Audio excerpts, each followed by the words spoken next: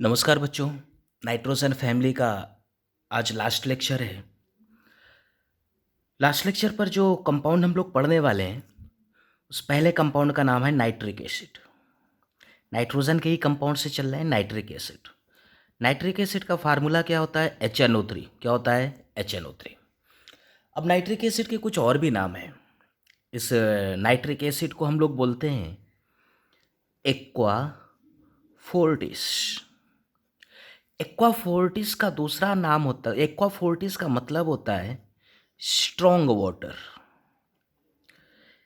Nitric acid को strong water इसलिए बोलते हैं क्योंकि it is used to dissolve noble metals. It is used to dissolve noble metals. Clear हुआ इतना? ठीक है। कंसंट्रेटेड नाइट्रिक एसिड जिसका कंसंट्रेशन 98% बाई मास होता है, that is called aqua fortis या फिर स्ट्रॉन्ग वाटर। इसी का एक नाम और है, it is also called spirit of nitre. क्या बोलते हैं इसको? Spirit of nitre. Nitre commonly हम लोग KNO3 को बोलते हैं। पोटेशियम नाइट्रेट को ही नाइटर बोलते हैं। नाइटर एक सॉल्ट पीटर है। It is Indian salt Peter. एक चिली सॉल्ट पीटर भी होता है जिसका फार्मूला NaNO3 होता है। तो this is Indian salt Peter. Clear हुआ इतना? ठीक है, ओके। ये जो नाइट्रिक एसिड है, it have strong corrosive action. Strong corrosive action on skin. अगर स्किन पर ये गिर गया तो स्किन का करोजन हो जाता है, मतलब स्किन की बर्निंग हो जाती है। बस समझ में आया इतना? कोई कन्फ्यूज़न है यहाँ तक? नहीं। तो strong corrosive action on skin and causes burning. और इस बर्निंग की वजह से जो स्किन है वो येलो हो जाती है। जैसे हमारे हाथ में HNO3 एसिड गिर गया तो हमारी स्किन बर्न होकर येलो हो जाती है। Skin becomes yellow. क्वेश्चन पूछता है कि ये येलो क्यों हो जाती है? येलो इसलिए होती है क्योंकि स्किन पर प्रेजेंट जो प्रोटीन है, क्या है? प्रोटीन। वो प्रोटीन कन्वर्ट हो जाती है जैंथोप्रोटीन में। और स्किन जब जैंथोप्रोटीन में स्किन पर प्रेजेंट जब जैंथोप्रोटीन में कन्वर्ट हो जाता है तो स्किन का कलर कैसा हो जाता है? येलो कलर हो जाता है। समझ में आ गया इतना? ठीक है, ओके, आगे बढ़ते हैं। प्रिपरेशन देखो, नाइट्रिक एसिड काफ़ी इंपॉर्टेंट है। प्रिपरेशन, पहला method, first method is lab method. अब लैब में नाइट्रिक एसिड यूज करने के लिए हम नाइटर का यूज करते हैं। किसका यूज करते हैं? नाइटर। नाइटर फार्मूला बताओ क्या होता है? KNO3। के की जगह H आ जाए तो HNO3 हो जाएगा, मतलब इसका एसिडिफिकेशन कर दो, रिएक्शन करो H2SO4 के साथ, तो फॉर्मेशन हो जाएगा HNO3 प्लस बनेगा KHSO4। ये लैब मेथड हुआ। लैब मेथड से ज़्यादा इंपॉर्टेंट है इसके इंडस्ट्रियल मेथड। इंडस्ट्रियल मेथड तो जरा इंडस्ट्रियल मेथड से समझते हैं या लार्ज स्केल प्रोडक्शन समझते हैं नाइट्रिक एसिड का कैसे करते हैं। इंडस्ट्री में नाइट्रिक एसिड बनाने के दो मेथड हैं। पहले मेथड का नाम है बिर्कलैंड एंड आइड प्रोसेस। नाम बोलो क्या है? बिर्कलैंड एंड आइड प्रोसेस। इस प्रोसेस में क्या किया जाता है कि नाइट्रोजन और ऑक्सीजन ये रूम टेम्परेचर पर तो रिएक्शन नहीं करते ना, नॉन रिएक्टिंग गैसेस है। इसमें हम इलेक्ट्रिक आर्क पास करते हैं या इलेक्ट्रिक डिस्चार्ज पास करते हैं हाई टेम्परेचर पर। ये 2NO का फॉर्मेशन करता है। नाइट्रिक ऑक्साइड जानते हो आप? नाइट्रिक ऑक्साइड में जब हम O2 गैस पास करते हैं तो NO प्लस O2 NO2 बनता है। और NO2 जब रिएक्ट करता है पानी के साथ, NO2 किसके साथ रिएक्ट करता है? पानी के साथ। क्लियर है? तो अब ये रिएक्शंस, दोनों रिएक्शंस काफ़ी इंपॉर्टेंट है, एक बार और भी यूज़ होंगी ये, इसलिए याद रखो। NO2 जब रिएक्ट करता है पानी के साथ तो आप जानते हो कि NO2 जो है ये एक अनहाइड्राइड है। किसका अनहाइड्राइड है ये? तो ये जो है HNO2 और HNO3 का अनहाइड्राइड है। तो NO2 में जब पानी डालेंगे तो HNO3 और HNO2 बन जाएगा। तो ये मिक्स्ड अनहाइड्राइड है HNO3 एंड HNO2 का। ये पहले मैं आपको सिखा चुका हूँ, यहाँ डायरेक्ट लिख दिया मैंने। तो बस बन गया HNO3। बात आएगी HNO2 की, तो HNO2 अनस्टेबल होता है। अगर इसको हम हीट कर दें तो ये कन्वर्ट हो जाता है HNO3। किस में कन्वर्ट हो जाता है? HNO3। हाइड्रोजन है, पानी रिलीज होगा, प्लस NO भी बनता है। क्या बनता है? NO। क्लियर। तो ब्रिकलैंड एंड आइड प्रोसेस में क्या होता है, N2+O2 NO बना, NO में ऑक्सीजन मिला, NO2 बना, और NO2 को वो पानी में डाल दो तो अपने ऑक्सी एसिड्स बना लेगा। NO2 is a mixed anhydride of HNO3 and HNO2। Clear हुआ इतना, ठीक। तो यहाँ से हमको HNO3 मिल गया। ये ब्रिकलैंड एंड आइड प्रोसेस है। क्लियर हुआ इतना, ठीक है, ओके। जो दूसरा प्रोसेस है, सेकेंड इंडस्ट्रियल प्रोसेस जो है, that is a very very famous and very very important, that is a Ostwald process. अब मैं आपको कल के लेक्चर में कई बार समझाया था कि this reaction is used in Ostwald process, this reaction is used in Ostwald process. क्या होता है, अमोनिया का कैटालिटिक ऑक्सीडेशन कराते हैं। अमोनिया का कैटालिटिक क्या कराते हैं, ऑक्सीडेशन। किसकी प्रेजेंस में, पीटी। टेम्परेचर कितना लिया था, 1100 केल्विन। याद करो NH3+O2 बनता था NO+H2O। बैलेंस करना सिखाया था मैंने, 4 5 4 6 NO बन गया। पिछले मेथड में भी NO बना था, वहाँ NO कैसे बना था, वहाँ बना था N2+O2 से NO, यहाँ NO दूसरे तरीके से। आगे सब सेम है, NO+O2 पुराने वाले मेथड की तरह 2NO2। और इस NO2 में अगर हम पानी डाल देंगे तो ये अपना ऑक्सी एसिड बना लेगा, HNO3 plus HNO2, and this HNO2 is unstable. Heat करने पर ये कन्वर्ट हो जाएगा HNO3 plus NO plus H2O। समझा कि नहीं समझा, समझा, ओके। तो ओस्टवाल्ड प्रोसेस किसका इंडस्ट्रियल प्रोसेस है, नाइट्रिक एसिड का। ओस्टवाल्ड प्रोसेस का कैटेलिस्ट कौन होता है, प्लेटिनम होता है। ये जो HNO3 बना ना, ये डाइल्यूटेड बनता है। कैसा बनता है, डाइल्यूटेड, जिसका कंसंट्रेशन होता है 50 से 60% by mass, 50 to 60% by mass. Diluted HNO3 is prepared by this industrial process. अब ये जो नाइट्रिक एसिड आया, इसका कंसंट्रेशन करते हैं। क्या करते हैं, कंसंट्रेशन। तो टॉपिक का नाम आएगा कंसंट्रेशन ऑफ HNO3। हमारे पास है डाइल्यूटेड नाइट्रिक एसिड HNO3, जिसका कंसंट्रेशन है 50 से 60% बाई मास। अगर हम इसका डिस्टिलेशन करें तो हमें कंसंट्रेटेड नाइट्रिक एसिड ऑब्टेंड होता है।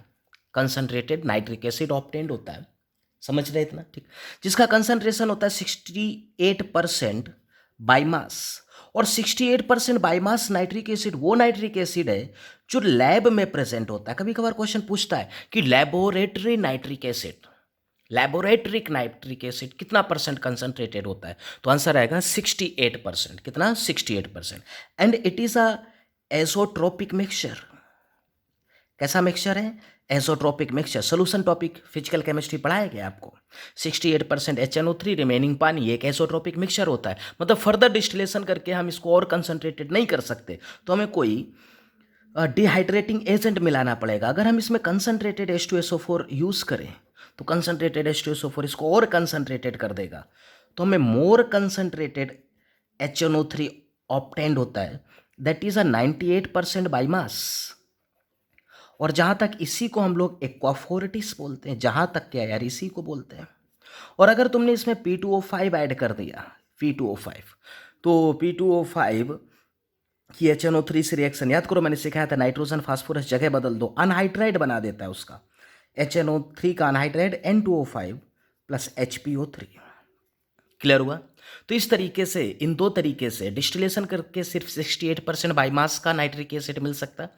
और अगर डिहाइड्रेटिंग एजेंट आप मिलाते हैं कंसंट्रेटेड H2SO4 तो 98% बाई मास का नाइट्रिक एसिड मिलेगा। और अगर P2O5 और ज़्यादा डिहाइड्रेटिंग एजेंट आप ऐड करते हैं, स्ट्रॉन्ग डिहाइड्रेटिंग, तो फिर वो उसका अनहाइड्राइड बना देगा। क्या बना देगा, अनहाइड्राइड। समझ में आ गया इतना, ठीक है, ओके।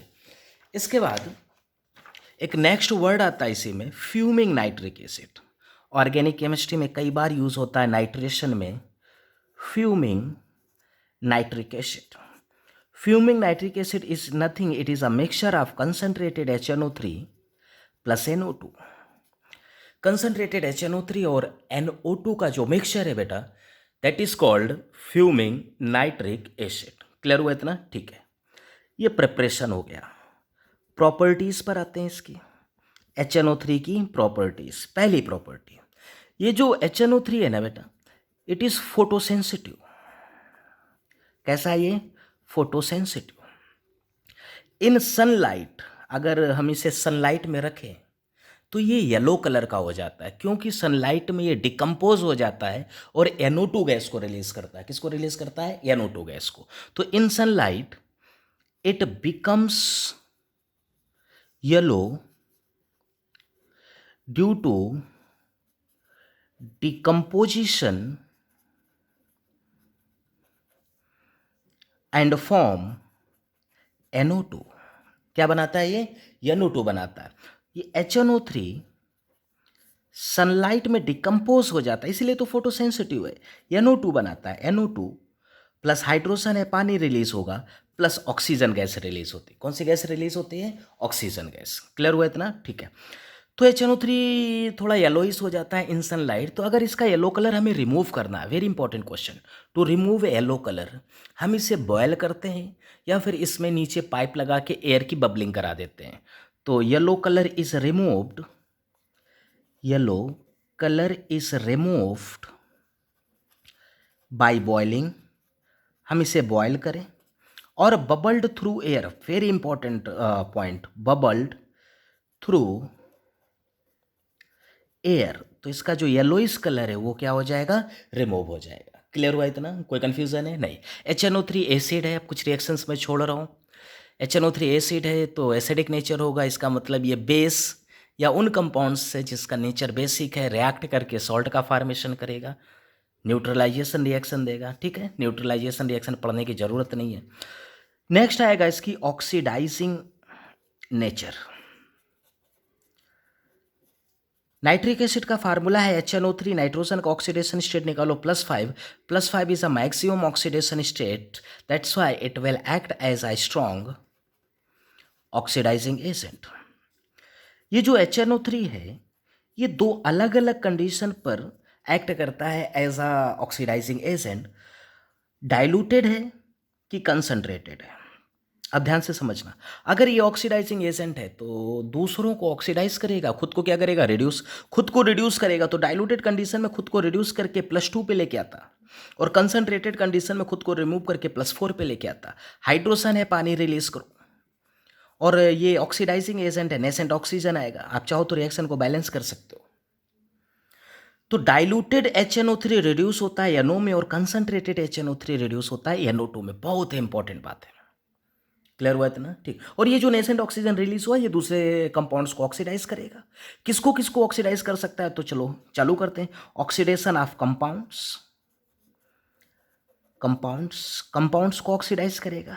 किसको ऑक्सीडाइज कर सकता है? जैसे H2S की बात की जाए तो H2S जब भी कभी ऑक्सीडाइज होता है तो सल्फर में ऑक्सीडाइज होता है। तो अगर डाइल्यूटेड HNO3 की रिएक्शन H2S के साथ करेंगे तो ये खुद को NO में कन्वर्ट कर लेगा और इसको सल्फर में भेज देगा। अगर कंसंट्रेटेड HNO3 की रिएक्शन H2S के साथ करते हैं तो ये खुद को NO2 में कन्वर्ट कर लेगा और इसको सल्फर में भेज देगा। अब कंप्लीट रिएक्शन लिखने की जरूरत नहीं है, मुझे लगता है कि रेडॉक्स आप समझते हैं, वहाँ से ये काम हो जाएगा। समझा कि नहीं समझा? समझा। अगर PBS है तो PBS सल्फाइड बाईवैलेंट के साथ है तो ये हमेशा सल्फेट में जाता है, PbSO4। अस सॉल्ट हमेशा इक सॉल्ट में जाते हैं, फेरस सल्फेट, फेरस फेरिक में कन्वर्ट होगा, Fe2SO4 का होल थ्राइस, +2 से कहाँ गया? +3 गया। सल्फर यहाँ -2 से +6 जा रहा है। ये ऑक्सीडेशन कौन करा रहा है? HNO3, चाहे डाइल्यूटेड कंडीशन पर हो या कंसंट्रेटेड। कंप्लीट रिएक्शन नहीं लिखूंगा मैं। SO2 को ये ऑक्सीडाइज करके H2SO4 में भेजेगा। सल्फर +4 से कहाँ जा रहा है? +6। अगर Ki है, I -1 से I2 0 पे जाएगा। तो ये कंपाउंड्स को क्या करेगा? ऑक्सीडाइज करेगा। क्लियर हुआ इतना? कोई कंफ्यूजन यहाँ तक? नहीं। ठीक है, आगे बढ़ते हैं। सेकेंड ऑक्सीडेशन आएगा, ये तो हुआ ऑक्सीडेशन ऑफ कंपाउंड। और किसको किसको ऑक्सीडाइज कर सकता है? तो सेकेंड आता है oxidation of non metals. Non metals को भी ऑक्सीडाइज करेगा। जैसे बोरॉन की बात की जाए, बोरॉन को ये ऑक्सीडाइज करता है, बोरॉन का ऑक्सी एसिड, सभी का ऑक्सी एसिड बनाएगा। बोरॉन का ऑक्सी एसिड होता है H3BO3, तो H3BO3 में ऑक्सीडाइज कर देगा। कार्बन, सिलिकॉन, टिन, कार्बन का होता है H2CO3, मतलब इसको H2MO3 में भेजेगा। M इनमें कोई हो सकता है। Phosphorus, arsenic, antimony, phosphorus H3PO4 मतलब H3MO4 पे भेजेगा। सल्फर, सिलेनियम H2SO4 मतलब H2MO4। आयोडीन इसको HiO3 पे भेजता है। कहाँ पर भेजता है? HiO3 पे भेजता है। समझ गए इतना? कोई डाउट है यहाँ तक? नहीं, ठीक है, आगे बढ़ते हैं। ये तो हुआ नॉन मेटल का ऑक्सीडेशन, सब ऑक्सीडाइज हो रहे हैं, ये सभी क्या हो रहे हैं? ऑक्सीडाइज हो रहे हैं। तीसरी बात हम करेंगे, किसको किसको ऑक्सीडाइज कर दिया?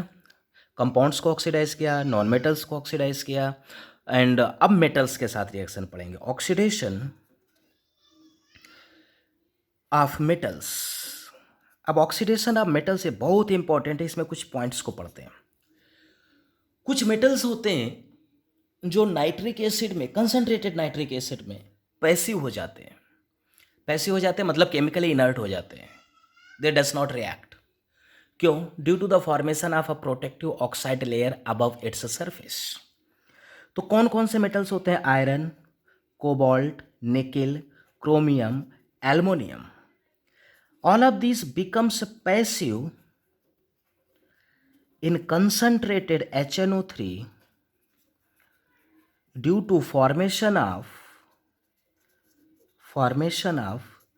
protective oxide layer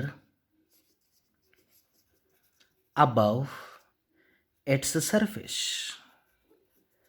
इसलिए ये मेटल्स कंसंट्रेटेड HNO3 में डिसॉल्व नहीं होते। क्लियर है? ध्यान रखना, ठीक है, काफ़ी इंपॉर्टेंट है ये बात।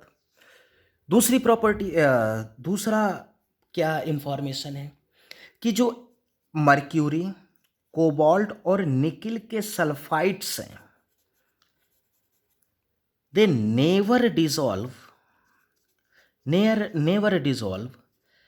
इन किस में? HNO3, क्योंकि HNO3 पढ़ रहे हैं हम, इन HNO3। ध्यान रखना, HgCO और निकेल के जो सल्फाइड्स हैं ये HNO3 में डिसॉल्व नहीं होते।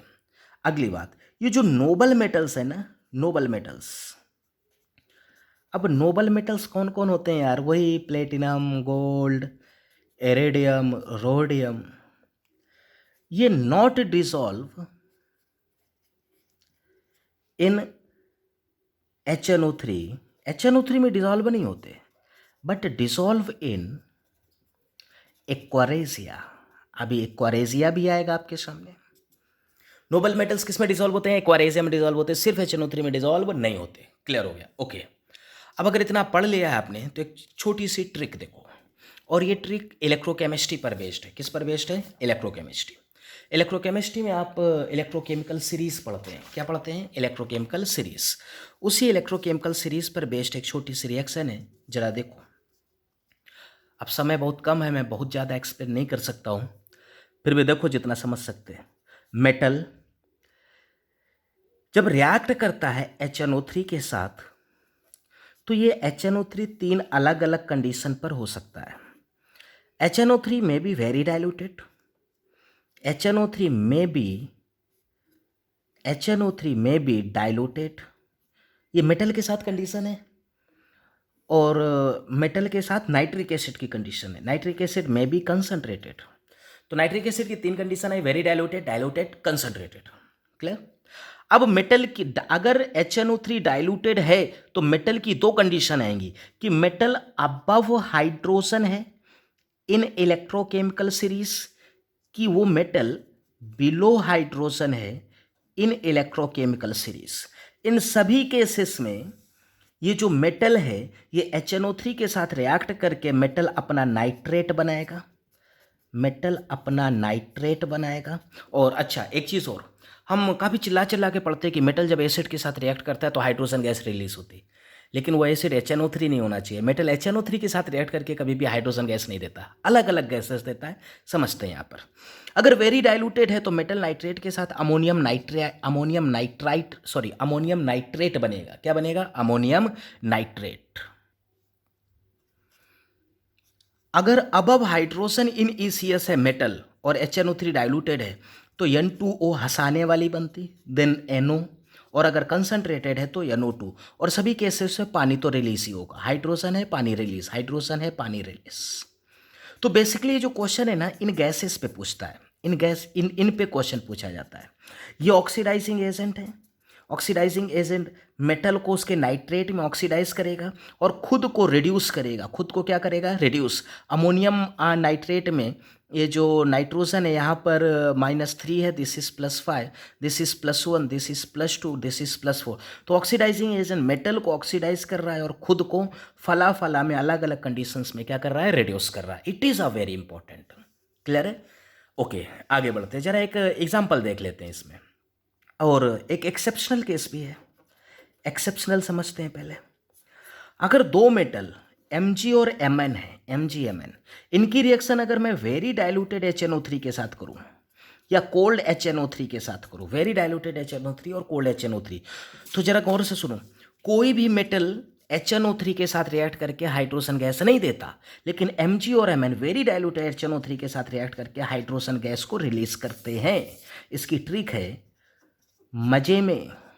हम लोगों से पूछते ना यार, और भाई सब मजे में, मजे में, तो आंसर आता है हाँ जी, मजे में, हाँ जी।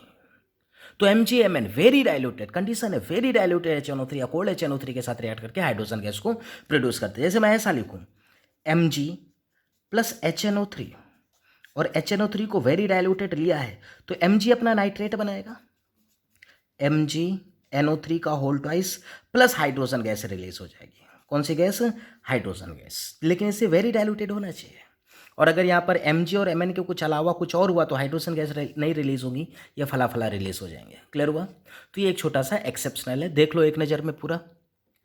ठीक है, आगे एग्जाम्पल लिखता हूँ मैं। जैसे लिखा हुआ है Zn प्लस HNO3, यहाँ पर वेरी डाइल्यूटेड किया, सेकेंड केस में HNO3 डाइल्यूटेड है, और तीसरे केस में HNO3 जो है वो कंसनट्रेटेड है। कहता रिएक्शन करो, तो जिंक अपना नाइट्रेट बनाएगा, ZnNO3 का होल ट्वाइस, वेरी डाइल्यूटेड के केस में अमोनियम नाइट्रेट बनता है प्लस पानी। डाइल्यूटेड के केस में पहले नाइट्रेट तो बनना ही बनना है, ZnNO3 का whole twice plus Zn hydrogen के ऊपर है, ECS आता है, Zn हाइड्रोजन के ऊपर है, हाइड्रोजन के ऊपर वाले N2O बनाते हैं प्लस H2O। यहाँ पर अगेन ZnNO3 का होल ट्वाइस कंसनट्रेटेड है, तो NO2 गैस, इस पर क्वेश्चन होगा, प्लस H2O। ये जिंक की कहानी थी। जिंक जो है दैट इज अबव हाइड्रोजन। एक काम करते, जिंक को छोड़ो, कॉपर को उठाओ, कॉपर बिलो हाइड्रोजन है। या दो तीन नहीं, दो ही केस लेता हूँ। HNO3 को एक बार डाइल्यूटेड किया, एक बार कंसनट्रेटेड किया, कॉपर नाइट्रेट बनाएगा, हाइड्रोजन गैस रिलीज नहीं हो सकती क्योंकि ये मजे में नहीं है, प्लस कॉपर बिलो हाइड्रोजन है, बिलो हाइड्रोजन डाइल्यूटेड का case NO release plus H2O। Again here is a copper nitrate, concentrated में NO2 रिलीज होता है प्लस H2O। तो देखो यहाँ NO और यहाँ NO2, यही इंपॉर्टेंट है, NO और NO2 का जोल। समझ गए इतना? कोई डाउट है यहाँ तक? नहीं, ओके। इसके बाद D आएगा। पहला इसने ऑक्सीडाइज किया कंपाउंड्स को, ऑक्सीडाइज किया नॉन मेटल्स को, ऑक्सीडाइज किया मेटल्स को। अब चौथा हम पढ़ेंगे एक्वारेजिया। अब एक्वारेजिया क्या है? Aqua regia is a mixture of concentrated HNO3 plus concentrated HCl। Concentrated HNO3 और कंसनट्रेटेड HCl का जो मिक्सचर होता है दैट इज कॉल्ड एक्वारेजिया, जिसमें HNO3 एक पार्ट होता है और HCl 3 पार्ट होता है। 1:3 के रेशियो में जब दोनों मिक्स किए जाते हैं तो एक्वारेजिया बनता। होता क्या है, HNO3 और HCl साथ में कुछ इस फॉर्म पर एग्जिस्ट करते हैं। यहाँ से NOCl बनता है, नाइट्रोसिल क्लोराइड बोलते हैं इसको, नाइट्रोसिल क्लोराइड बोलते हैं इसको, प्लस 4 हाइड्रोजन हो गए तो 2H2O, एक क्लोरीन हो गया, 3 क्लोरीन है, 2 Cl, नेसेंट क्लोरीन रिलीज करता है। एक्वारेजिया कंटेन नेसेंट क्लोरीन, और ये जो नेसेंट क्लोरीन है, ये जो नेसेंट क्लोरीन है, ये नोबल मेटल्स को डिसॉल्व करती है। कैसे डिसॉल्व करती है जरा देख लेते एक बार। अगर आपने Pt को एक्वारेजिया में डाला तो नेसेंट क्लोरीन के साथ, एक्वारेजिया में नेसेंट क्लोरीन के साथ कंबाइंड होकर ये PtCl4 बनाएगा, और PtCl4 उसी एक्वारेजिया में प्रेजेंट HCl के साथ कंबाइंड होकर H2PtCl6 नाम का कॉम्प्लेक्स बनाता है, hexachloroplatinic acid. Hexachloroplatinic acid dissolve हो गया, प्लेटिनम एक्वारेजिया में डिसॉल्व हो गया। गोल्ड को जब एक्वारेजिया में डिसॉल्व किया जाता है तो अपना क्लोराइड बनाता है और उस पर उपलब्ध HCl के साथ रिएक्ट करके फिर से एक कॉम्प्लेक्स बना लेता है, मतलब डिसॉल्व हो गया टेट्राक्लोरोऑरिक एसिड। तो जब प्लेटिनम को एक्वारेशिया में डिसॉल्व किया जाता है तो ये बनता है, वेरी इंपॉर्टेंट, याद रखना इसको। और गोल्ड को जब एक्वारेशिया में डिसॉल्व किया जाता है तो ये बनता है। क्लियर हो गया इतना? ठीक है, ओके। इसका नेक्स्ट पॉइंट आता है test of nitrate ion in salts. Salts पर ये जो नाइट्रेट आयन प्रेजेंट होता है, जैसे किसी भी सॉल्ट में ले लो यार, KNO3 NaNO3, तो इसमें जो नाइट्रेट आयन प्रेजेंट है उसका क्या टेस्ट हो सकता है? तो नाइट्रेट आयन का जो टेस्ट है ना, इसका नाम है ब्राउन रिंग टेस्ट। रेडॉक्स में एक ब्राउन रिंग कॉम्प्लेक्स पढ़ते हैं, वही अब यहाँ पर आने वाला है। क्या होता है कि हमारे पास एक्वस सोल्यूशन ऑफ सॉल्ट है जिसमें नाइट्रेट आयन है, इसको हम ऐड करते हैं। It is add with equal volume of freshly prepared ferrous sulphate. तो फेरस सल्फेट से मुझे Fe2+ मिल जाएगा। समझा कि नहीं समझा? समझा। In acidic medium. तो ये है एक ऑक्सीडाइजिंग एजेंट। आप जानते हो nitrate, nitrogen maximum oxidation state, oxidising agent. ये इसको ऑक्सीडाइज कर देता है, Fe3+ में भेज देता है। आप चाहो तो यहाँ एक्वस लिख सकते हो, एक्वस। और खुद को रिड्यूस करके ये NO पे लेके जाता है, NO गैस से। हाइड्रोजन दिखाई दे रहा, पानी आएगा। तो नाइट्रेट आयन होगा तभी तो Fe2+ Fe3+ में जाएगा, खुद को रिड्यूस करके NO पे लेके जाएगा प्लस पानी। अब इसमें थोड़ा सा और FeSO4 डालो, ये जो मिक्सचर बना इसमें और FeSO4 डालो, तो FeSO4 का Fe2+, ये जो गैस रिलीज हुई है NO, और ये जो पानी रिलीज हो रहा है, पानी लिक्विड है, NO गैस है, ये कॉम्प्लेक्स बनाता है कुछ इस टाइप का, Fe H2O का होल 5 NO और Fe2+. It is a brown ring complex. Brown colour का कॉम्प्लेक्स आता है, रिंग बनती है इसकी, रिंग, इसलिए ब्राउन रिंग कॉम्प्लेक्स बोलते हैं। ब्राउन कलर की रिंग्स हमें वेपराइज होती हुई दिखाई देती है, ब्राउन रिंग कॉम्प्लेक्स। इसमें ये जो NO है ये +1 ऑक्सीडेशन स्टेट पर है। NO +1 होने की वजह से Fe+1 पर चला जाएगा। Fe कहाँ चला जाएगा? +1 पे चला जाएगा। क्लियर? तो ब्राउन रिंग कॉम्प्लेक्स में Fe का ऑक्सीडेशन स्टेट कितना होता है? +1। अगर ब्राउन रिंग कॉम्प्लेक्स बना, hence this salt contain nitrate ion. ये नाइट्रोजन के कंपाउंड्स पढ़े आप लोगों ने, कौन कौन सा पढ़ा है? N2 NH3 HNO3, nitrogen gas, ammonia and nitric acid. अब फास्फोरस का एक कंपाउंड हमारा सिलेबस है, that is a phosphine gas. Phosphine का फार्मूला होता है बेटा PH3। क्या होता है? PH3। चलो प्रिपरेशन देखते हैं जल्दी से, चुगली करने का समय नहीं है हम लोगों के पास, बातें नहीं कर सकते, जल्दी जल्दी पढ़ते। फॉस्फीन का प्रिपरेशन, पहला मेथड। आप सब जानते हैं कि जो व्हाइट फास्फोरस ये अल्कली में डिसॉल्व होता है एंड अंडरगोज डिस्प्रपोर्शनेशन। कुछ भी समझाने की ज़रूरत नहीं है, अब तक 3 बार ये रिएक्शन हो चुकी है। PH3 डिस्प्रपोर्शनेशन हो जाता है 0 से +1, दिस इज -3। तो यही तो फॉस्फीन मिल गई ना, लेकिन ये इम्प्योर होती है, contain little impurity of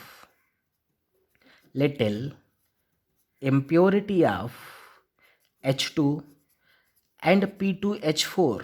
P2H4 का नाम होता है डाइफॉस्फीन। PH3 के साथ H2 एंड P2H4 नाम की इम्प्योरिटी ऐड होती है। बात समझे कि नहीं समझे? समझे, ओके। अब PH3 सोल्यूशन में बना और PH3 के वेपर्स PH3 जैसे ही सोल्यूशन से बबल आउट होके ऊपर आती है और एयर के कांटेक्ट में आती है। किसके कांटेक्ट में आती है? एयर। तो दिस PH3 कैचेस फायर। ये PH3 में क्या लग जाती है? आग लग जाती है। तो when bubbles of PH3 comes in the contact of air, when यार PH3 बन रही है, बबल्ड आउट होकर ऊपर आ रही है, अब डायग्राम तो नहीं बना सकते ना। When bubbles of PH3 comes in contact with air, it catches fire।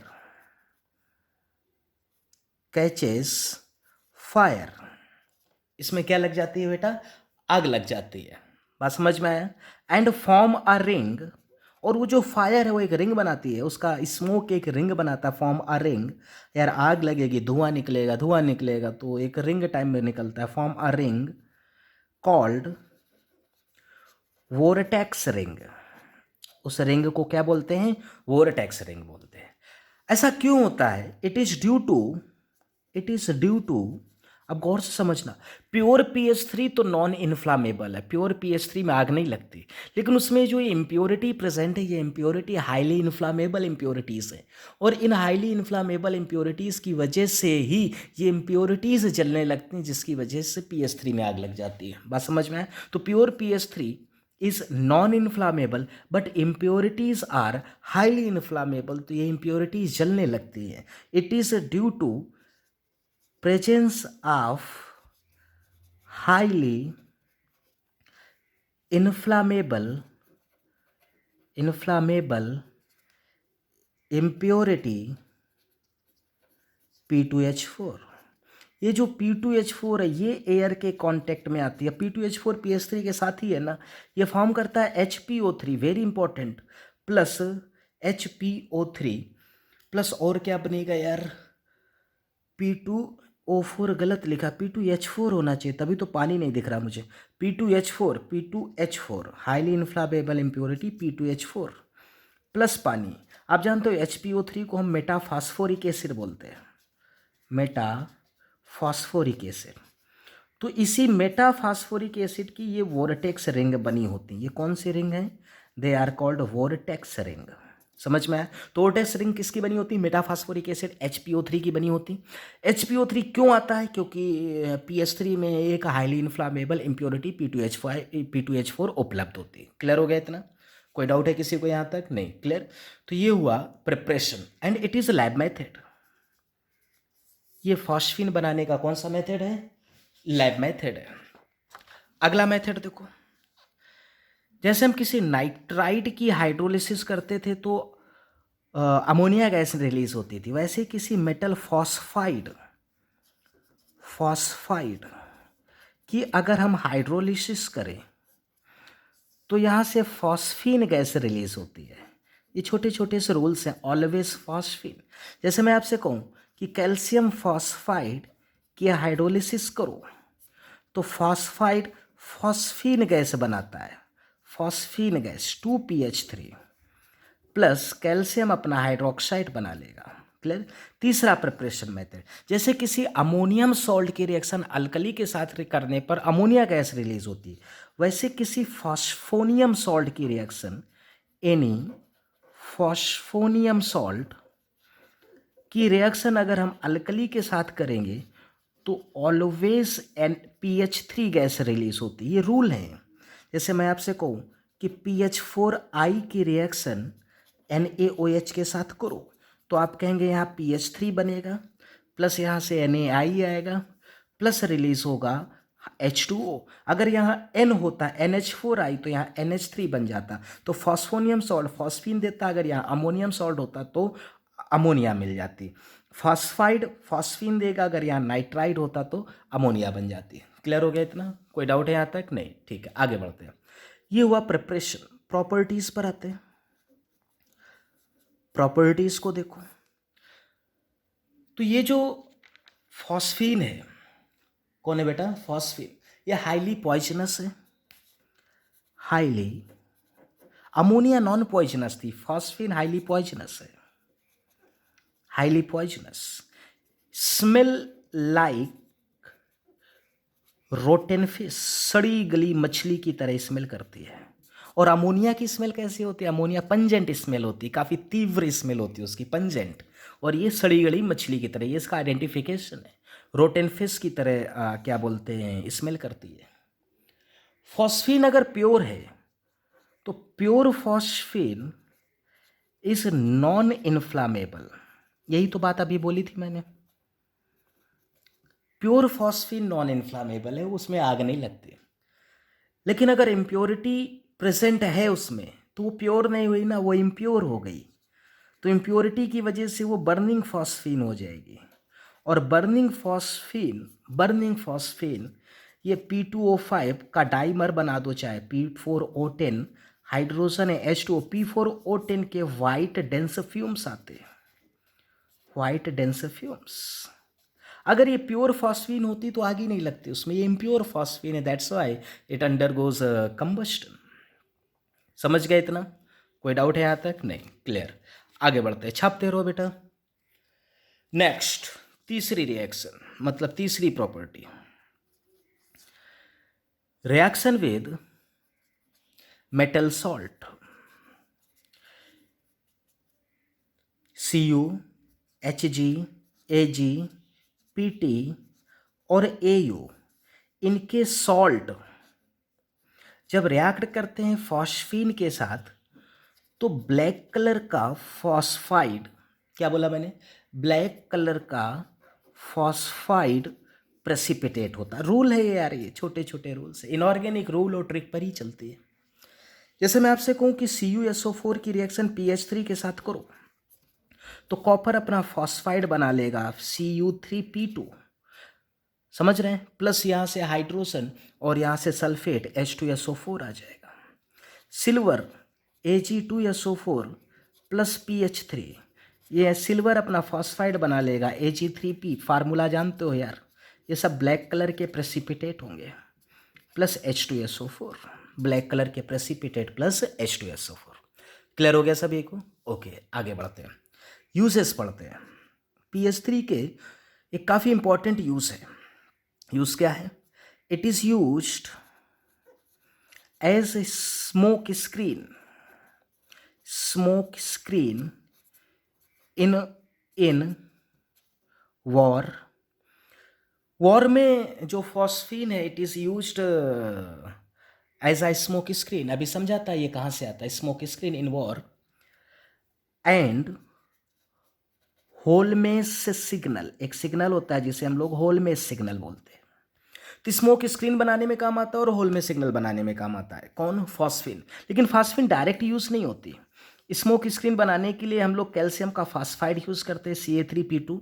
Ca3P2 जब पानी के कांटेक्ट में आता है एयर पर, देखो एक बम है, बम में Ca3P2 भरा है, बम मार दिया, फट गया, Ca3P2 मॉइस्चर के कांटेक्ट में आ गया, मॉइस्चर के कांटेक्ट में आएगा तो फॉस्फीन गैस रिलीज हो जाएगी और उसमें इम्प्योरिटी होगी, इम्प्योरिटी में आग लग जाएगी, तो क्या बोलते हैं PH3 बर्न होकर P4O10 रिलीज करेगा और P4O10 के वाइट डेंस फ्यूम्स होते हैं। अब समझ लो इस बात को क्या है। फिर से बोलता हूँ, बम फोड़ा, ये आया, ये मॉइस्चर के कांटेक्ट में आया, फास्फाइड जब मॉइस्चर के कांटेक्ट में आएगा फास्फीन रिलीज होगी, फास्फीन में इम्प्योरिटी होगी, इम्प्योरिटी होने की वजह से आग लग जाएगी और फास्फीन में अगर आग लग गई तो P4O10 नाम के वाइट डेंस फ्यूम्स बनते हैं जो स्मोक स्क्रीन के लिए यूज़ होते हैं। स्मोक मतलब धुएं का एक स्क्रीन बन जाएगा। होलमेज सिग्नल क्या होता है? Holmes signal is prepared by mixing calcium phosphide and calcium carbide. Calcium phosphide and calcium carbide का mixture is used in Holmes signal to generate phosphine gas with impurity, और फॉस्फीन में फिर से आग लग जाएगी, धुआं रिलीज होगा। क्लियर हुआ इतना? इससे ज़्यादा मैं होलमेज सिग्नल के बारे में यहाँ पर नहीं बोलूँगा। क्लियर हो गया? तो ये फॉस्फीन की कहानी खत्म हो गई। होलमेज सिग्नल कैसे यूज़ किया जाता है, क्या काम है इसका, ये बुक में पढ़ लो, वहाँ पर लिखा होता है, चाहे गूगल कर लो, ठीक है। अभी आपको नाइट्रोजन फैमिली में अपने आप जो पढ़ना है वो फर्टिलाइजर्स पढ़ना है। क्या पढ़ना है? Fertilisers, nitrogen based fertilisers, phosphorus fertilisers, potassium fertilisers या फिर मिक्स्ड फर्टिलाइजर्स। क्लियर? तो फर्टिलाइजर अपने आप पढ़ लेना। ये नाइट्रोजन फैमिली संपला होती है। कौन सी फैमिली संपला होती है? नाइट्रोजन। नाइट्रोजन फैमिली के बाद जो नेक्स्ट फैमिली है पी ब्लॉक में, that is a oxygen family. मैं फिर से बोल रहा हूँ, आपका काम है फर्टिलाइजर्स पढ़ना, सिर्फ याद करना है और कुछ नहीं करना, हर बुक में लिखा होगा। नाइट्रोजन फैमिली के बाद नेक्स्ट फैमिली का नाम है oxygen family. Oxygen family is placed in group number 6A और 16th ग्रुप। ये मेंडलीफ के अकॉर्डिंग है और ये long form of periodic table के अकॉर्डिंग है। क्लियर हुआ? ठीक है। The elements of oxygen family are also called chalcogens. क्या बोलते हैं इनको बेटा? कैल्कोजेंस। कैल्कोजेंस का मतलब होता है और फॉर्मिंग एलिमेंट्स। सही बात है यार, बहुत सारे एलिमेंट्स के जो ओर्स हैं वो अपने ऑक्साइड्स या सल्फाइड्स के फॉर्म पर होते हैं। इसका मतलब कि इस परिवार के जो सदस्य हैं they are ore forming elements, that's why they are called chalcogens. Clear हुआ इतना? ठीक है, आ जाते हैं इनके इलेक्ट्रॉनिक कॉन्फ़िगरेशन पर। इनका जनरल इलेक्ट्रॉनिक कॉन्फ़िगरेशन होता है नोबल गैस NH2, ये चौथी फैमिली है पी ब्लॉक की चौथी family. Nitrogen boron, boron carbon nitrogen oxygen, चौथी फैमिली NH2 Np4। ट्रिक उससे टीपो, पढ़ो क्या लिखा है, उससे टीपो, किससे टीपो, उससे टीपो। इसका मतलब होता है टीपो का मतलब चीटिंग करना।